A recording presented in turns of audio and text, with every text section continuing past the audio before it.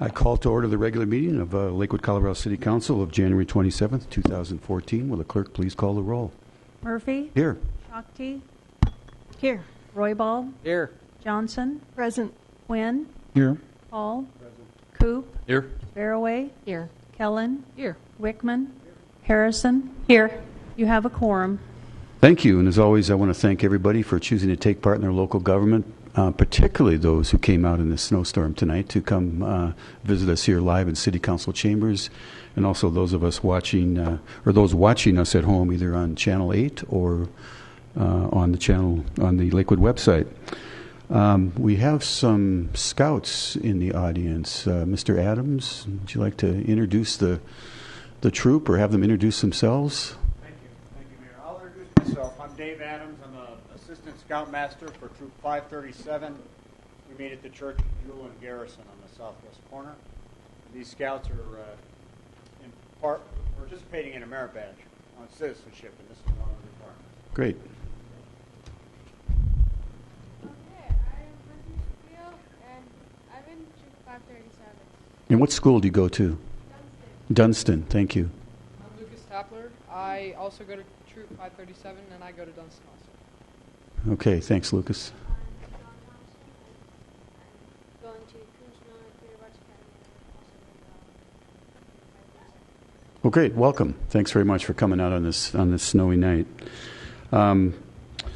So this is the point where in a moment I'm going to ask everybody, as we do every week, to rise for the Pledge of Allegiance and remain standing for a moment of silent prayer. And this evening, while we do so, I would ask you to keep the memory and the family in mind of Jeffco Deputy Sergeant Dave Baldwin, who was tragically killed in a motorcycle accident on Highway 93 early yesterday morning. So please keep his memory and his family's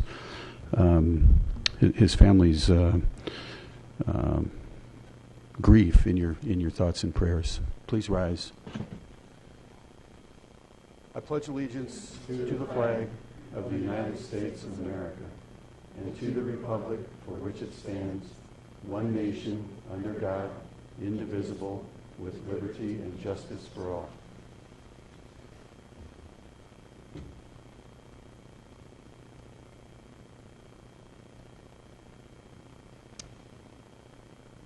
Thank you. Thank you for that. Please be seated.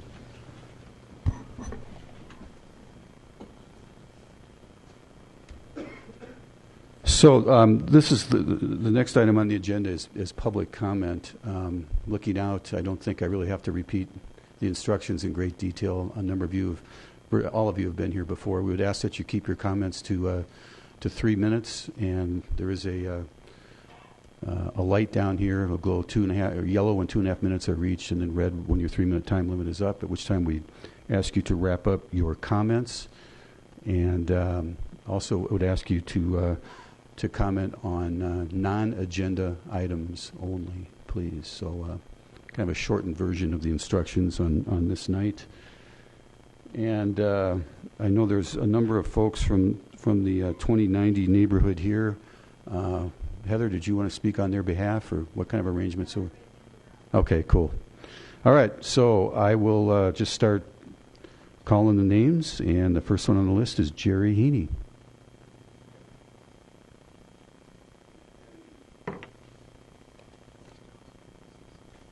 Yeah.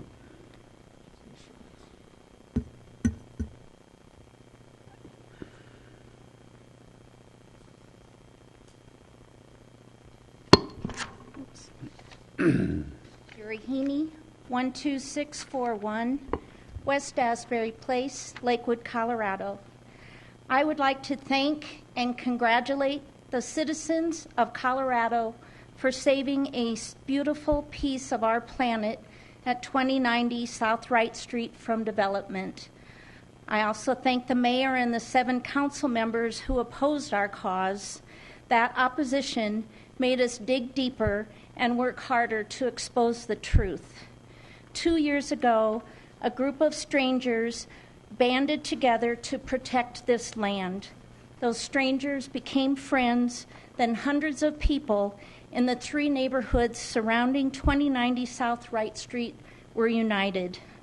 That group grew to involve over 8,000 Coloradans interested in preserving our open spaces.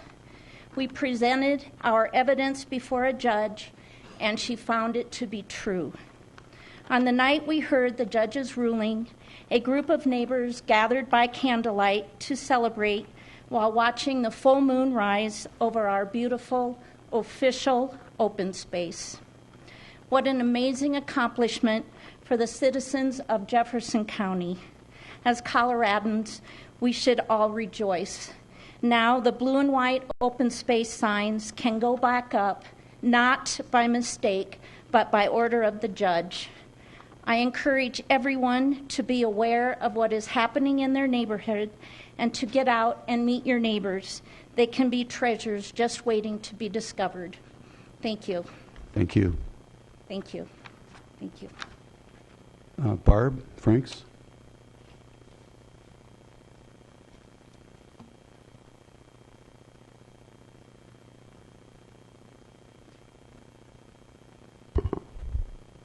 Hi, Barb Franks, 2120 South Youngfield Street, Lakewood. The city and the district have spent together over $425,000 of taxpayer money working together to try to use a clerical error or glitch to alter a key document after litigation commenced, and withheld key documents until the last minute to try to trick the people out of the land. The press release that the city released is a blatant attempt to once again provide misleading statements to the public in an attempt to justify their improper actions and wasteful spending of taxpayer money in this litigation. This cherry-picking of facts is not attractive for a government to do to its citizens. The judge wrote a very thorough 36-page ruling, clearly spelling out every detail of why she ruled the city of Lakewood is the rightful owner of the property. Here are the facts. Although Judge Enquist did not find that the September 10, 2012 city pre-council meeting and emails in June and September of that same year violated the Open Meetings Act, she stated that there was conflicting evidence as to whether there was a violation. She did not state that the city operated with transparency at that meeting or at any other meeting or in any other email. The word transparency was added by the city to the news release, not by the judge. The judge further found that the posting of the city council's pre-meeting notices was not a best practice, and this could be improved on. The city spent just around $175,000 trying to give away this 10 acres of open space. Why couldn't they have spent that same money trying to keep the land? Why couldn't the city have spent the money trying to help the citizens to try to fight for the land? Then on page 28 of Judge Enquist's ruling, she wrote, the court finds that once the city council accepted the ODP, which was given force of law, it was recorded and the land was treated by the city and district as open space from 1977 to present. Therefore, the judge ruled that the city accepted title to the property in 73 and the school district's rights became null and void in 81. The judge based her decision on the totality of evidence. The totality in which she refers to are public comment at public meetings in 73 and subsequent votes and ordinances of that planning commission and city council, the intent of the developer, city, district, and public between 73 and 77, the January 1, 77 deed that the city did not reject, which was required by vote per statutory law at the time, and 4, the city's portrayal of ownership to the neighborhood via the City of Lakewood open space signs, 5, the city's repeated acknowledgments of their own ownership interests that employees repeatedly sought. Common law dedication, as is recognized in customary way to transfer land ownership. It's just as valid as a recorded deed. To say that the court's decision is based solely on a document that is not the deed is not correct. It's based on the totality of the overwhelming evidence that the city owns this property and that all parties, including the city, district, developer, and public, always intended for the land to be used this way. Thank you. Thank you. Jeanette Kelly, please.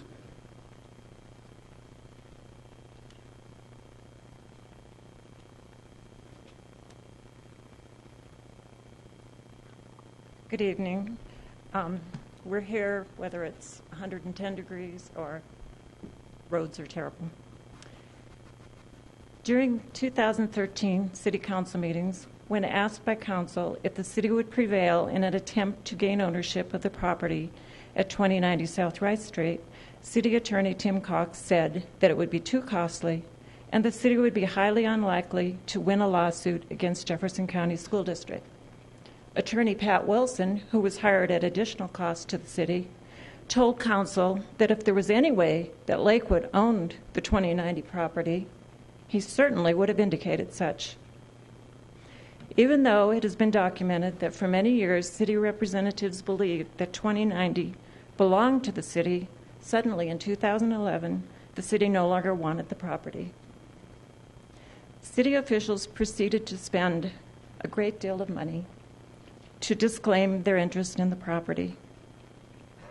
As we all know, a group of determined citizens intervened and proved that it was possible to gain clear ownership of 2090.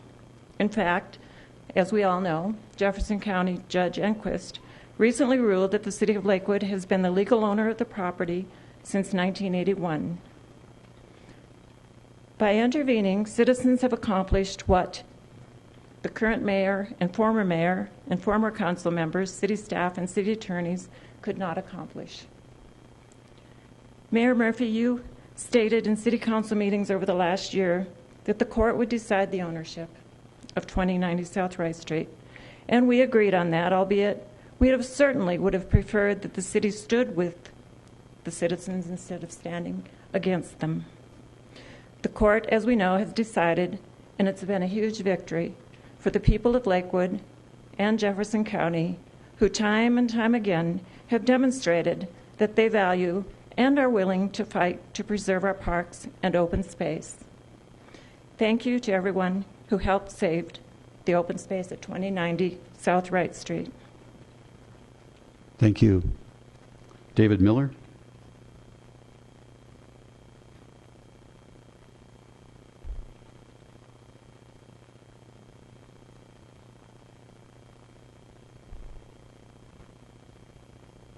Yes, David Miller at 2176 South Zenon Street in Lakewood. Regarding 2090, the ship has set a new sail, and I would ask the City Council to husband their resources that you all have available as time moves forward to create a vision for that park or the planning that would be necessary. If I could say anything, there's no hurry. Take your time, citizen input, whatever. It's just too important a property to act quickly on. Thank you very much. Thank you, Mr. Miller. Charlie Abel, please.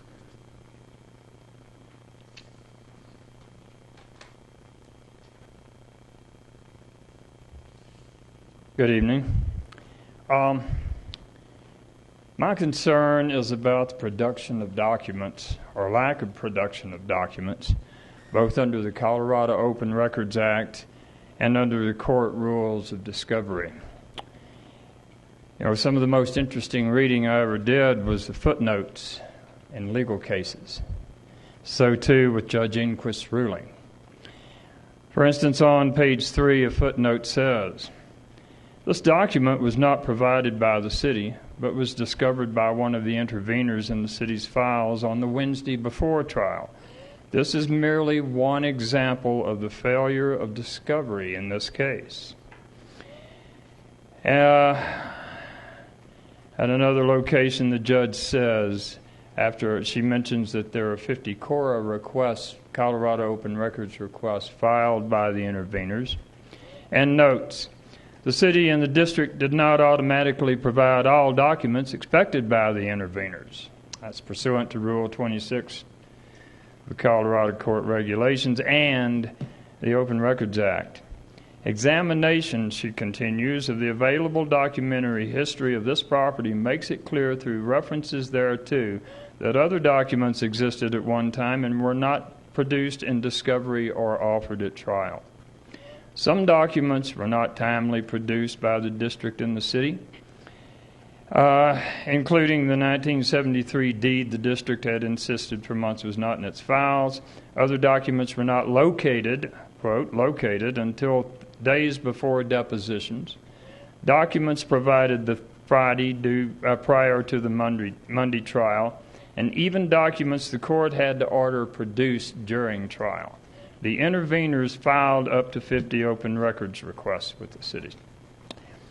At another point, she discusses these letters of agreement that Mr. Hutchison had testified about and said clearly, these documents are relevant to this litigation and should have been automatically produced by the city pursuant to Rule 26, but were not available for trial. Not only to citizens' open records requests, but under court regulations, documents weren't provided. You know, you can't claim to be transparent unless you are. Thank you. Thank you, Mr. Abel. Tom Stocker.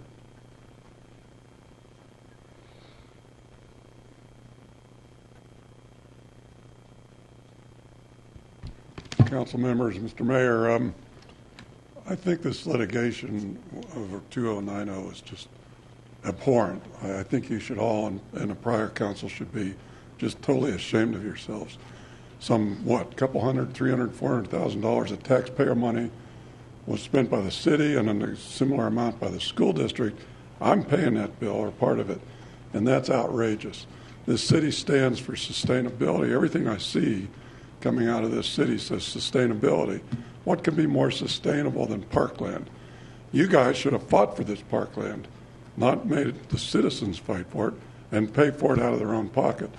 Your man Cox back here told you what you wanted to hear. Wilson told you what you wanted to hear. I sat here on the 14th and listened to it. I was abhorrent what Wilson told you.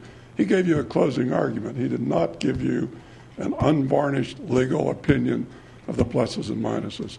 You had an opportunity on the 14th of October to withdraw the disclaimer. You voted that down. Had that disclaimer been withdrawn, the litigation would have stopped. It would have been resolved. You didn't do that. I don't know why you wanted to pick a fight with the citizens that pay your way, that finance this city. It's just outrageous to me. So I think you should all apologize, if nothing else. I also think you ought to pay the interveners' attorney's fees. And now I hear you're going on a junket to Colorado Springs. I call it a junket. You're spending $5,000 on a kumbaya professional to tell you how to get along. I don't want you to get along. I want people that have some balls, that have some guts to stand up for what they believe. And I haven't seen that very much in this council. Get someone that can come in and teach you how to be leaders. We don't need political correctness. We need leaders. Thank you. Thank you, Mr. Stocker. Thad Stocker.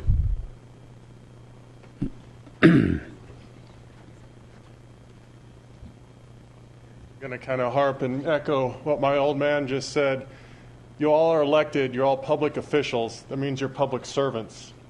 I haven't heard one person come up and say, hey, that would have been a great idea to build this school down here. I don't know if anyone lives down around by 2090 Wright Street.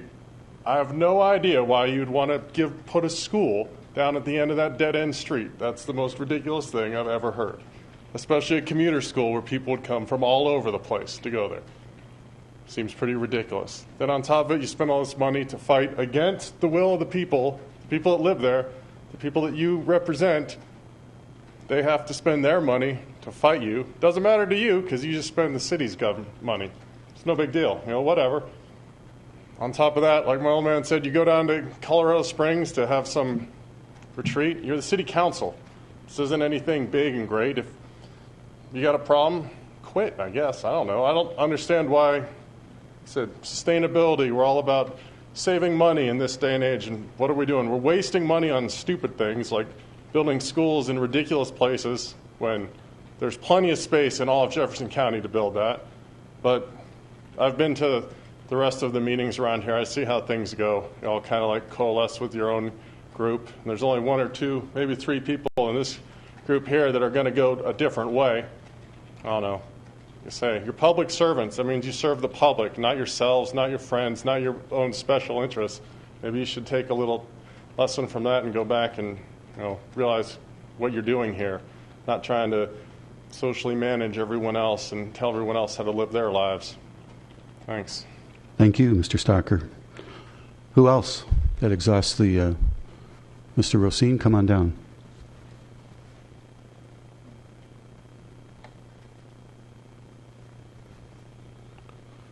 Dale Rosine, 12641 West Asbury Place, Lakewood. I'd like to welcome Shakti and Karen Harrison to the council. You guys weren't here during this long battle that we just ended, but I hope that you learned something from it, and I hope each and every one of you other council members learned something from it too. I sure learned a lot. One thing I learned 45 years ago was that just because government says something is true doesn't make it so. You might remember the Vietnam War. A lot of lies were said then. That was when I was a child, and I started learning then. What I just saw happen in the last 2 years just told me the same lesson all over again. My neighbors were lied to and lied about. They were accused as bigots. They were insulted by city council members and other people, misrepresented by the media. They were misrepresented by the mayor. They said we were victimizing children when we were really the victims ourselves. We were the people who were victimized by a lot of other people. The mayor requested civility after the 2090 ruling was handed down. What I learned about Lakewood during the last 24 months is that the city council isn't necessarily civil towards the citizens of Lakewood, and you need to be.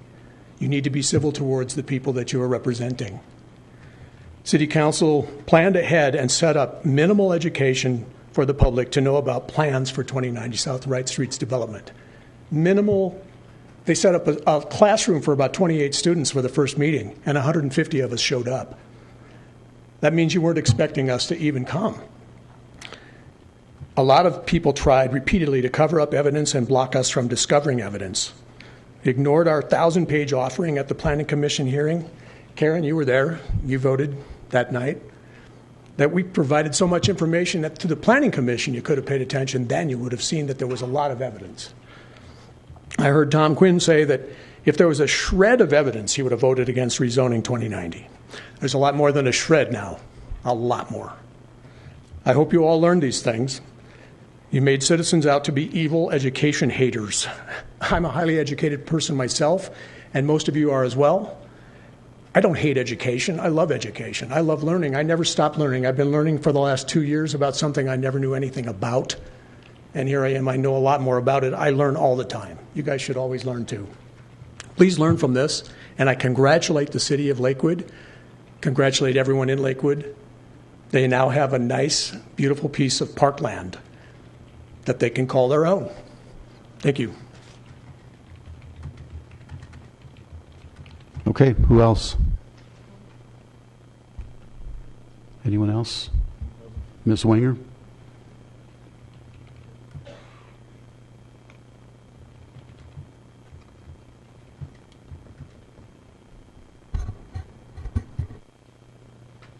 Good evening.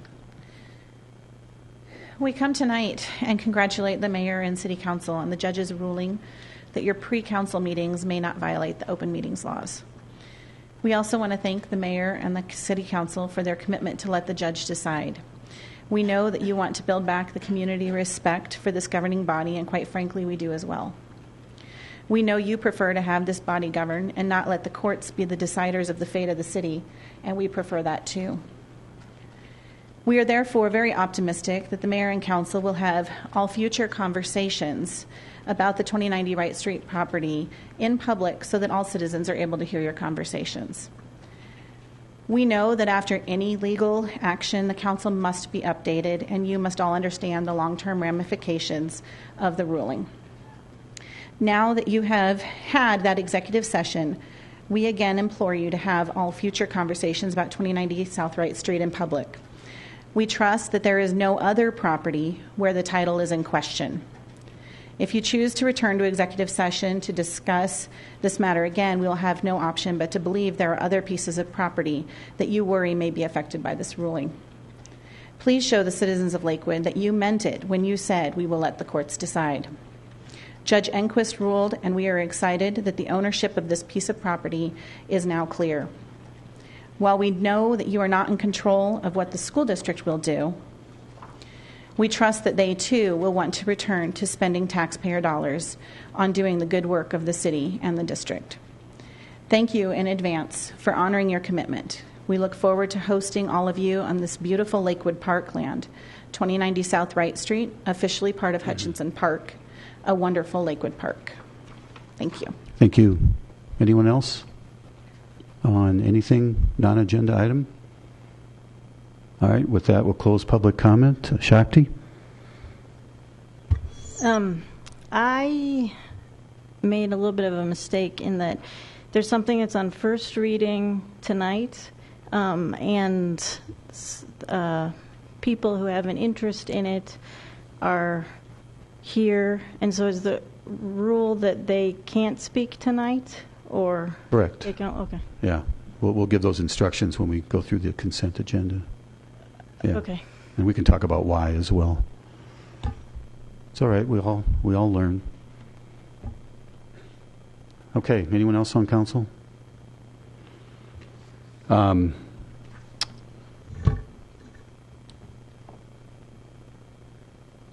So I am not going to, I talked to Mr. Rosine right before the meeting started and congratulated him, and I extend that congratulations to the neighborhood. I'm not going to rehash 2 years worth of honest disagreements about who held the title to that land. And as several of you have said, the judge has ruled. We have, I think, in our role as a responsible board, in the interest of responsible governance, we certainly do have to look at this ruling and see if indeed there are any ramifications beyond 2090 South Wright Street. And I think any responsible governing body should do that, and we will do that. That doesn't imply that there's anything else lingering out there, but it does state that the city owns other property that is vacant. And some of that property has been, people have walked their dogs on and ridden their mountain bikes over. And we certainly want to take a little bit of time here for attorneys to go over the ruling and see if, first of all, and then how much this ruling might apply elsewhere in the city of Lakewood. That answer might well be no. But again, if we're going to be responsible stewards, we need to take a look at that, and that's what we're going to be doing over the next couple of weeks. This is not about the victors and the vanquished. We are certainly, if that's the ultimate end here, grateful to be receiving an asset from the taxpayers of the Jefferson County School District that's valued at last count about $1 million. So again, we are grateful for that, and if indeed that's the way this ends and the court has ruled, then we do have 10 additional acres to add to our open space inventory. And we treasure open space here in the city of Lakewood, as evidenced by our more than 7,000 acres of open space. So, again, I did use the word civility. I'm going to continue to use the word civility because I think it's critical in how we deal with each other. It speaks to a level of professionalism, certainly on our part as elected leaders, and that's one of the things we're going to be talking about at our retreat this coming weekend, along with a lot of other things. But it's incumbent upon us as your elected leaders to set the examples, and we're going to continue to do everything we can to do just that. So, Ramey? Thank you, Mr. Mayor. Tom, I'm glad you came, and I appreciate your thoughts on the retreat. You and I have had conversation. I think it's important to have this out in the open, and I just have a few thoughts about it. For one thing, I appreciate your interest and everybody else's interest. I agree with the need to have a public debate.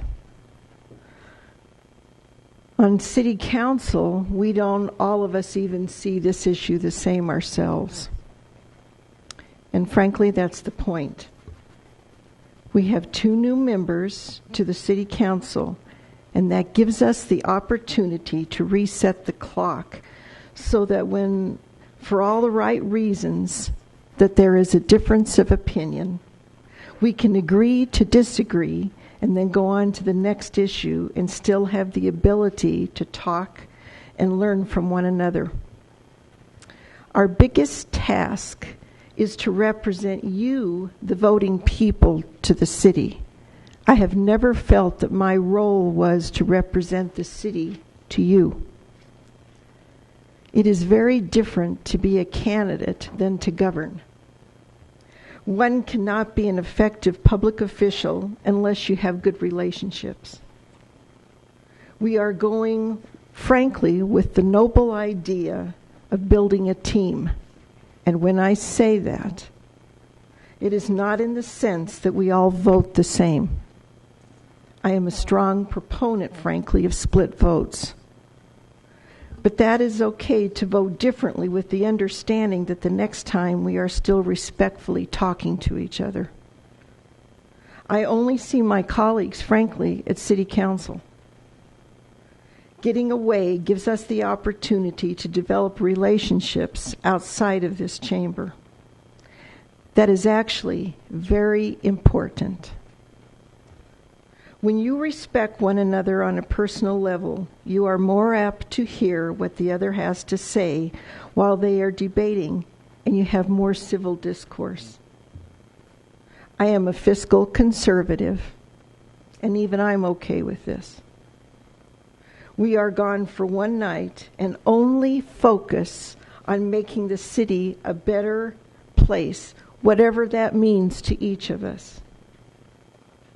I frankly do not care if we go to Commerce City or to Aurora. It is good just to get away from our own immediate surroundings and city. If we stayed in this town, frankly, when I went home, I'd put in another load of laundry, I'd be cleaning the kitty litter, I'd be emptying out the dishwasher.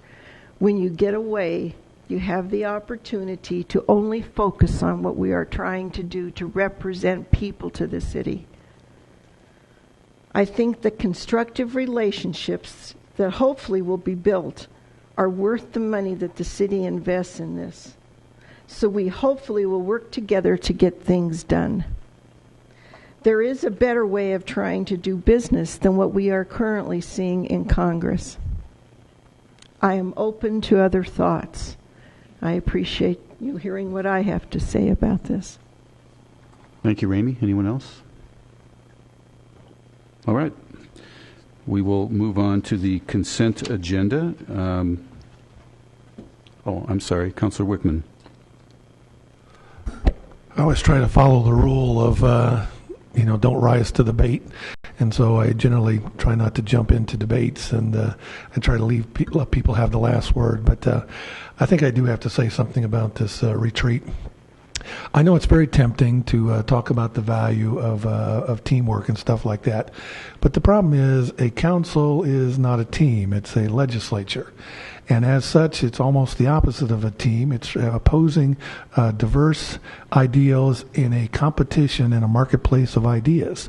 And my concern is if we get too friendly amongst ourselves as counselors, we tend to form a team or a clique or something like that, that in turn makes us distant from the people. And I think that's part of what's happened here is we've tried so hard to get along. I remember at one of the retreats, somebody was saying that you can't vote in the minority. You basically have to go along to get along, and that's just absolutely wrong. And I think part of the problems that we had here in 2090 was that nobody wanted to stand up against the momentum of the majority. And when I took my class at Harvard, one of the things that they were telling us about the decision-making process is groupthink is fatal to an organization, especially something like a legislature. So I would like to go into this retreat working on the issues and not be focusing so much on whether we're all friends. Councilor Barraway? Thank you, Mayor. I just want to make some comments back to Ramey. Thank you for sharing your thoughts. I appreciate it very much, and well said. the city council, yes, we're all elected individually. We are elected to represent the people from our various wards, but we have to come together as a governing board, as a governing body. That means not that we have to like each other, but that we all understand what our roles are and how we all interact with each other. We do so civilly. We do so with understanding that each of us comes from a different background and represent people with different interests. So based upon that, this is not about a feel-good kumbaya type of retreat. It's actually an annual planning session where we talk about what we're going to be doing over the course of the next year. And so that staff understands some of the potential projects that may come out of it. The Advisory Council for Inclusive Community might get some assignments out of this. These are open meetings, and I know people have made the comment about how to get down there. We understand that, but you are welcome. We've had people attend in the past when we have been out of town. Again, we are a governing body that comes to a decision. Once that decision is made, that is the decision that is now going forward for the city as a whole. So even though, again, we're individuals who are individually elected, we aren't elected as one whole slate. Everyone has a chance to run their own race. A team is made up of individual people, and each of those has to understand the other person's strengths. How do you work with those strengths? And then how do you help them with areas to improve? Sometimes it is, how do you understand the process? Like Shakti just asked a question tonight about the first reading, on a first reading ordinance. That's the other reason why we have this event, is for some training opportunities as well, to understand how a council body works. I disagree with the groupthink. If you anybody wants the group home decision that was made 2 weeks ago, that clearly was not a group think discussion. That was everybody up here with their own individual thoughts, bringing into the picture and the discussion what their constituents may think, what they may think, what their experience has been, and then a decision was made by this governing body. That was not a groupthink night. That was not a rubber stamp night. We were here till 1:40 in the morning because we all had an opportunity to talk about that and to share what our thoughts were. There are times when it may appear to you that we have made that we have a decision that's 11-0. Well, it's because it's probably in the best interest of the city that decision was made. We may all have come to that decision, though, using different trains of thought, as well as discussing it with different people within our wards and within the city or within the council members themselves. So I believe that, again, I agree with everything that Councilor Johnson said earlier, that this is an opportunity for us to learn to work together as a governing body, which is one unit. Councilor Quinn. Thank you. I think examples help with regard to this issue. When I was elected to council, I found myself in a situation where I was often diametrically opposed in viewpoints with someone who was a libertarian, former Councilman Doug Anderson. I had a lot of difficulty with Doug at first because of some of his views. However, at the first retreat, I had the opportunity to go through the exercise we're going to have this coming Friday, and it enabled me to understand Doug's perspective on the issues. And for the next two retreats, he and I sat next to each other at dinner on Friday night and had very civil conversations, and we came to understand each other. And I would even like to say by the time Doug left council, we were on very friendly terms, even though we nearly always voted opposite, and we did debate each other fairly enthusiastically on at least a couple of occasions. I just think that's a good example of why these retreats are important and why going through this exercise is important. It's not about groupthink. It's how we get things done in the city. We don't want to be like the U.S. Congress and be fighting with each other all the time. We want to get things done, and I think we do. And if you sit through some of these late nights, for those of you who stuck with us until 1:45 a.m. at the last council meeting, you see that we don't always think alike, and that groupthink mentality is not a factor in Lakewood. Thank you. All right. Let's move on to the consent agenda. The use of the consent agenda has been made to expedite council action. It contains, in this case, just first reading ordinances. First reading ordinances appear on the agenda only for the purpose of setting future public hearing dates and ordering the newspaper publication of the proposed ordinance. Therefore, no public comment will be heard this evening on first reading ordinances. The public will have the opportunity to comment on the proposed ordinances during the scheduled public hearings on the dates set tonight by City Council. And if I can just amplify on, this is a long-standing, not just practice, but policy. There is certainly there's an expectation, and many of these ordinances there might be two diametrically opposed views on them, and there's an expectation of both sides that they will have equal opportunity to express those views on the night of the second reading. And if they're not zoning ordinances, they can express those views earlier than the second reading. So, will the city clerk please read the items on the consent agenda into the record? The consent agenda consists of items 5 through 7 inclusive.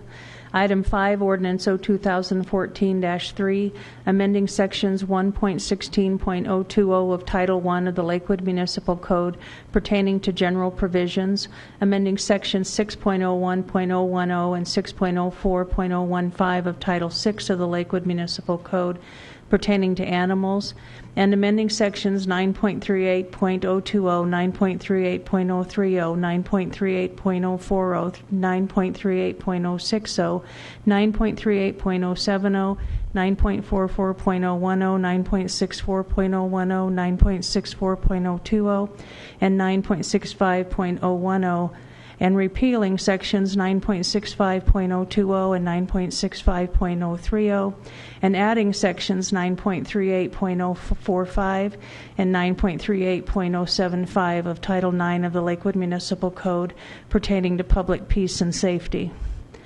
Item 6, Ordinance 2014-4, amending the Lakewood zoning ordinance and zoning map. And item 7, approving the special minutes of the City Council meeting of January 17th, 2014. And that is the corrected minutes that reflect the correct roll call. Actually, unless anybody has comment on item 7, which is the minutes of our meeting of January 17th, I'll open public comment. Any comment on the minutes, since we don't have comment on first reading ordinances? All right, we'll close public comment, and I'm ready for a motion on the consent agenda. Mr. Coop. Mayor Murphy, I move for approval of the council minutes, for acceptance of the minutes of boards and commissions, order all ordinances introduced in the first reading to be published in the Denver Post with public hearing set for the date included in the ordinance, and for adoption of resolutions, all of which are included in the consent agenda items introduced into the record by the city clerk. Second. All right, a motion and a second. Any discussion? If not, please cast your votes.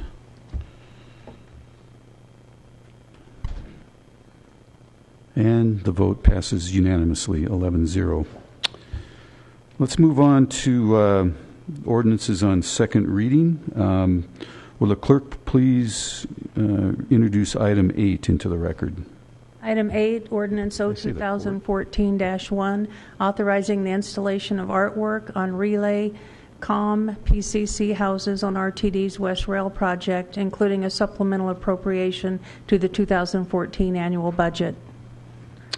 I will now open the public hearing on this item. Let me clear the votes here, sorry.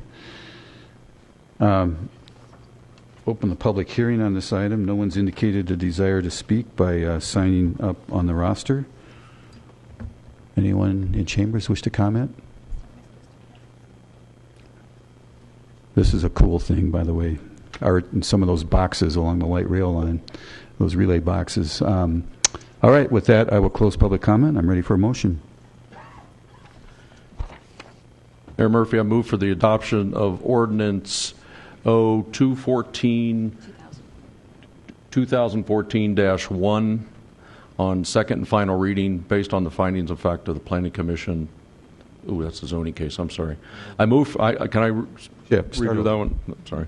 I move for the adoption of ordinance 2014-1 on second and final reading. Second. All right, we have a motion and a second. Any discussion by council? Councilor Coop and Barroway, no surprise. Ward 2 speaking up.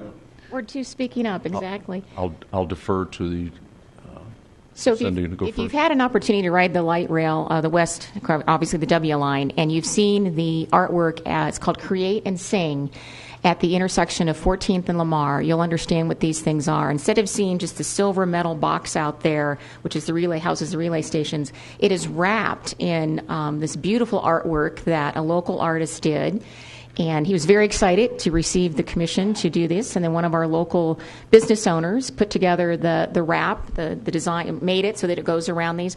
And what's really cool, in the almost, 6, 7, 8 months that it's been open and I've been riding the light rail, is it doesn't appear to attract graffiti, which is a good thing because that's what we don't want. And it adds art to the light rail line. It is beautiful, it's creative, it's whimsical looking, yet very appropriate for public art along the light rail line. So I'm very glad to see this continue and will expand is what I'm gathering.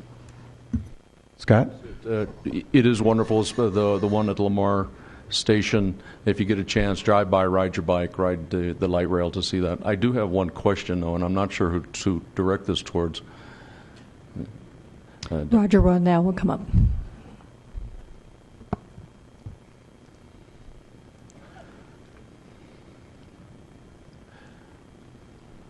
Thank you, Roger. Sorry, this is going to be a very simple question for you to walk all the way up here. Does it say, I didn't see where it says how many of these boxes are going to be able to be done? Okay, we're still looking at the final numbers. I think we're looking at 35 boxes, and actually there'll be 27 in Lakewood, and the rest would be just outside of Lakewood. That's great, 27 in Lakewood. So not only Ward 2 has seemed to have gotten them first, everybody else in the city at the other stations will be able to enjoy these as well in their own little neighborhoods. That's great. Thank you. And Roger, the ordinance calls for a supplemental appropriation to the 2014 annual budget. I believe that number is $100,000. Where's that money coming from? It's coming 100% from RTD. It's a grant from RTD. Right. So it's a grant from RTD. We serve as a pass-through agency, but the policies are that we have to approve it as a supplemental appropriation to the budget. So I think I said this was cool, and I'm sticking to it. It is really a neat thing for the neighbors and for the riders along that line, and it does help with graffiti. I'm convinced. All right, we have a motion. Do we have a motion? We have a motion and a second. Please cast your votes. Shakti. All right, passes unanimously. Thank you, Roger, and everyone that's worked so hard on that. The clerk, please read item 9 into the record. Item 9, Ordinance 2014-2, authorizing the repair of the Rooney Valley Law Enforcement Training Facility, including a supplemental appropriation to the 2014 annual budget, further declaring an emergency. All right. I'm ready to open the public hearing on this item. No one's indicated a desire to speak by signing up on the roster. Would anyone in chambers wish to comment on it? All right, we'll close the public hearing. I'm ready for a motion. Mayor Murphy, I move for the adoption of Ordinance 0-2014-2 on second and final reading. All right, we have a motion and a second, and just for clarification, again, this is a supplemental appropriation to the budget. Looks to be $65,000, and it's a grant from FEMA, the Federal Emergency Management Association, for some damage that took place during our floods last year to the Rooney Valley Law Enforcement Training Facility. And this one we want to get started on right away, and that's why we're declaring an emergency. We don't want to wait the 30 days, Margie? 45 days. 30 days. 30 days. We don't want to wait the 30 days that the charter would mandate absent the emergency. So with that, we have a motion. We have a second. Any discussion?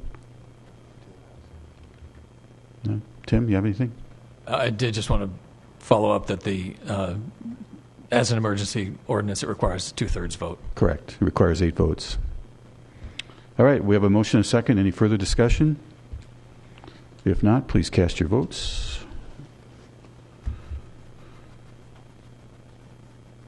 And it passes unanimously. All right, on to general business. Any general business, Margie? None. Nanette, any executive None. report?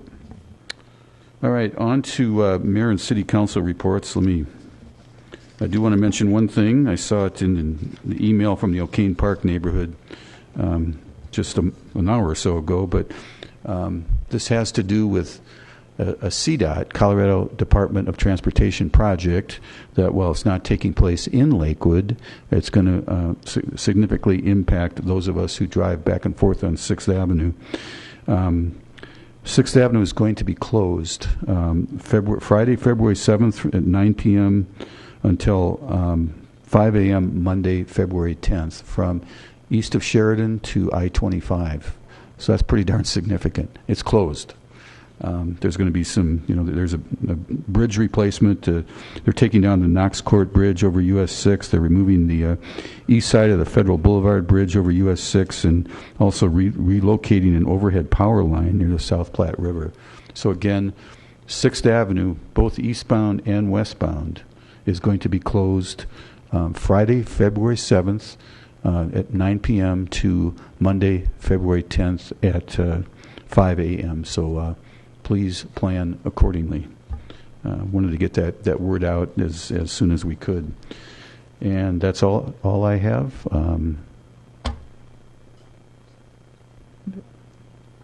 So this is reports, right? All right, so Adam. Thanks, Mayor.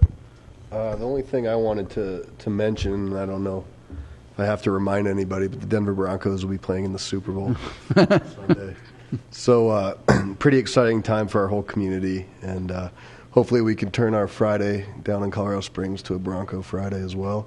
And next time we meet, we'll be celebrating victory. And I don't know, Mayor, did you find a town in Washington that you could do a wager with or something cool? Get some of our... Lakewood, Washington. So there you go. All of the jokes that I've heard about this game, I probably cannot repeat on a city council meeting. You've all heard the same. Yeah.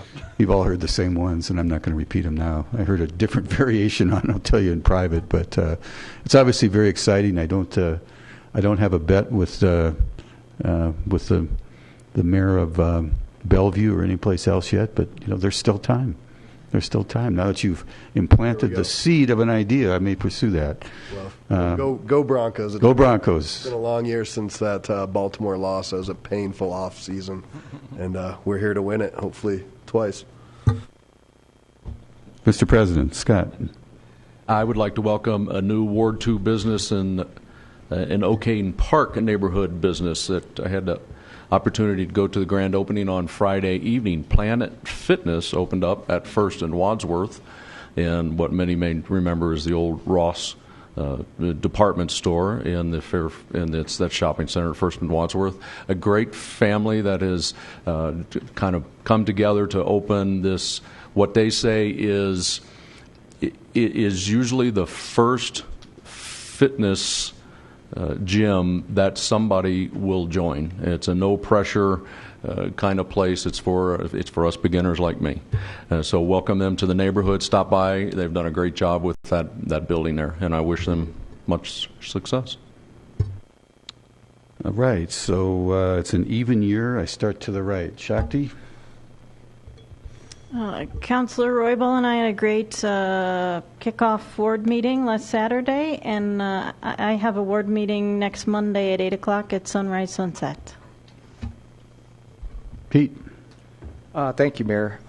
Also, we have a new business in East Lakewood, Vela Insurance, and they're off of Exposition in Sheridan. So just wanted to say thank you. Thank you for coming into East Lakewood.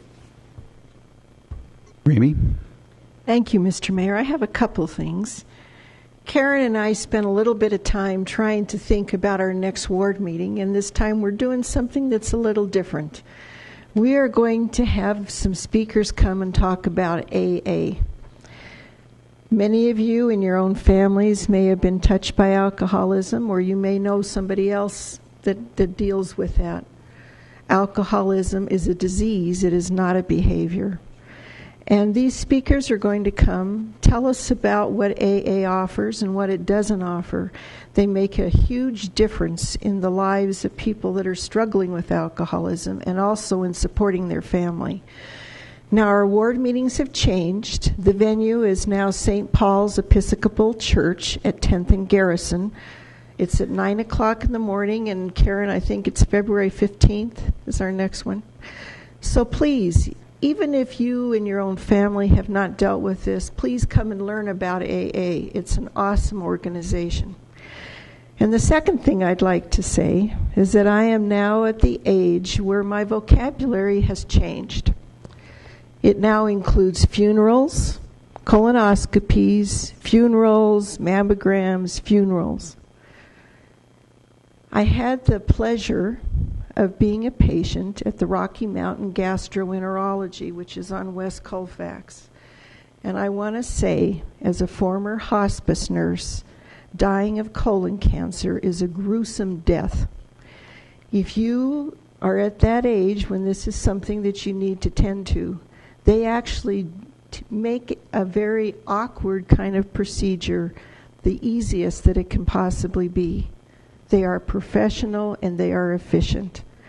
I urge you to do it if you need it. And not only that, but they promised me, and I have every reason to believe that they will honor this, that you will not see it on YouTube. So thank you. You know, I concur. I actually ran into the director of that endoscopy clinic at an event Saturday evening and mentioned that I had also utilized their services, and they just do an amazing job. It was without stress. I'm looking for a diplomatic term, but it was absolutely without stress. They just do a fantastic job. So, Tom. Thanks. I just wanted to give a thank you to Darren Eisman and the folks at Racing Underground who put on the Yeti Chase run at Bear Creek Lake Park every year. It was this past Sunday. I was signed up for it, and I got sick at the last minute, so I wasn't able to go. But I understand they had about 1,000 runners. The weather was good. So they put that run on every year. It's a really great event. Everybody chases after a guy in a Yeti costume. It's just hysterical. The other thing is, and this was actually Ward 3, but so I should probably defer to Councilor Shakti or Roybal. But back on January 18th, Councilors Roybal and Shakti and myself and Mayor Murphy attended the opening of the Caution Brewery on Wadsworth, just a little bit north of Mississippi. It's a great new business we have in Lakewood, and they are actually, I think, only our second microbrewery. And they just opened. They have a great selection of microbrews if you're interested in that kind of thing. Thank you. Councilor Barraway. Thank you, Mayor. No report. I just want to make sure that everybody drives safely tonight, because getting here tonight took me over twice as long as it normally would have given the conditions. So please drive safely. Thank you. Good. No report. I just want to know where the other microbrewery is. Oh, it's up on Green Mountain. It's been there for a long time. It's the important information. What can I say? Ironworks. Thank you. Councilor Wickman. Two things. Number one, Green Mountain High School had its third annual community health fair this weekend, another rousing success. And then I wanted to little information for the people. Question to the mayor. I understand at the last Alameda Gateway meeting, you made a report on the situation with the Federal Center. I was wondering if you could share that with everybody as well. Sure, be happy to. I know you were talking about the report that I made to those two organizations regarding the Federal Center and its applicability to the confidentiality of executive session. It's very simple. I've even written about this in the newspaper. It's no secret that that we envision future development inside that horseshoe property, that U-shaped property where the light rail kind of comes in and out there, just north of St. Anthony's. And in fact, there's been a lot of civic engagement involved in that. The second point was it's It's also certainly not privileged information that the GSA as a government entity has to sell that land to another government entity. And the model we used on St. Anthony's is a model we will likely use this time around, and that the land would go initially to the city of Lakewood. That's just a requirement of federal law. And I think the third point was one of the concepts that we are looking at is engaging a master developer. And that is also no secret. Virtually every developer in the Western world has come and talked to us about it. So that's the exact report I gave. And that's nothing to do with the details of negotiations, which are confidential. Ms. Harrison. I must lead a really boring life because I haven't been having tests lately or anything else. And so I'm just going to say I'm glad everything went so well. Would also like to remind everybody, since we're talking about health insurance, and that happens to be my world, remember open enrollment for individual policies is over March 15th. And if you haven't purchased an individual policy, you will not be able to purchase it until the next year. So life-altering changes like a birth of a child or loss of benefits through work would allow you to have health insurance. But to just change like what we've always done in the past is only available during open enrollment. This year, that will be over March 15th with coverage effective in April. Next year, it would come back around again during a Medicare open enrollment period, which is from October 15th through December 7th. So it's a change of venue, it's a change of how we purchase health insurance, and kind of an important thing to know about. Thank you. Margie, anything? Tim? Nanette? No report. All right, we are adjourned at 8:01. Please drive safely.